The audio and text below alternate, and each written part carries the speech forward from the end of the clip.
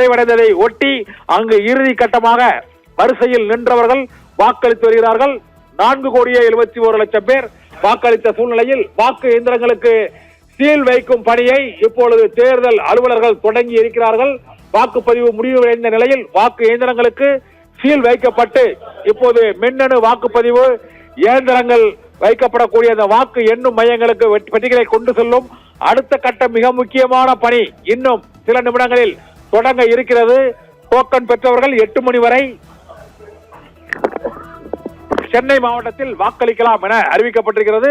தமிழகத்திலேயே குறைந்தபட்சமாக கன்னியாகுமரி மாவட்டத்தில் குறைந்தபட்சமாக வாக்குப்பதிவு நடைபெற்றிருக்கிறது. அதிகபட்சமாக அங்கு கரூர் மாவட்டத்தில் வாக்குப்பதிவு 90% நெருங்கி வாக்குகள் பதிவாகி இருப்பதாக 5 மணி நிலவர தகவல்கள் தெரிவிக்கின்றன.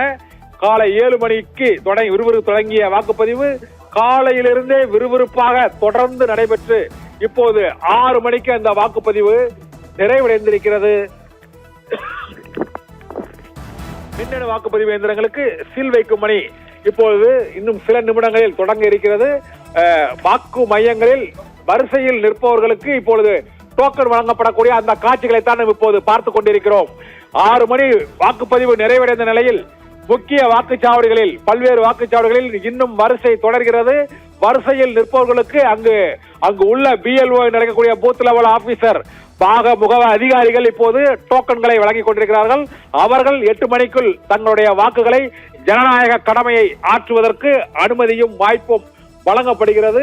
பல வாக்குச்சாவடிகளில் 6 மணிக்கு பிறகும் நீண்ட வரிசையில் நின்று மக்கள் ஏராளமானோர் தங்களது வாக்குகளை செலுத்துவதற்கு ஆர்வத்துடன் குழுமியிருக்கக்கூடிய காட்சிகளை நாம் இப்போது பார்த்துக் கொண்டிருக்கிறோம். இப்பொழுது சென்னையில் உள்ள ஒரு வாக்குச்சாவடியில் வரிசையில் நிற்பவர்களுக்கு சென்னை துறைமுகம் வாக்குச்சாவடியில் துறைமுகம் தொகுதிக்கான வாக்குச்சாவடியில் அங்கு நீண்ட வரிசையில் ஆண்களும் பெண்களும் நிற்கக்கூடிய காட்சிகளையும் அவர்களுக்கு காவல்துறையினரின் பாதுகாப்போடு விசாரணையோடு அங்கு தேர்தல் அதிகாரிகள் அந்த டோக்கன்களை வழங்கக்கூடிய அந்த காட்சியை பார்த்துக் கொண்டிருக்கிறோம்.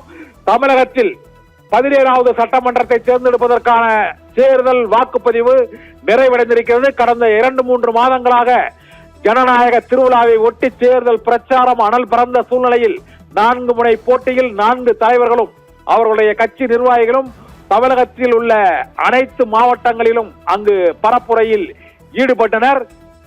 இந்த பரப்புரையின் தொடர்ச்சியாக இன்று வாக்குப்பதிவு நடைபெற்றது. இந்த வாக்குப்பதிவில் 4 முனை போட்டியில் ஈடுபடக்கூடிய அந்த தலைவர்கள் கட்சி தொண்டர்கள் நிர்வாகிகள் உள்ளிட்டோர் காலையிலேயே 9 மணிக்குள்ளாகவே தமிழகத்தில் அனைத்து கட்சிகளைச் சேர்ந்த தலைவர்கள் வேட்பாளர்கள் முக்கிய பிரமுகர்கள் திரைப்பிரபலங்கள் உள்ளிட்டோர் வாக்குகளை செலுத்திய சூழ்நிலையில் இப்பொழுது வாக்குப்பதிவு மிகுந்த விறுவிறுப்போடு இதுவரை இல்லாத அளவுக்கு நடைபெற்றது. இப்போது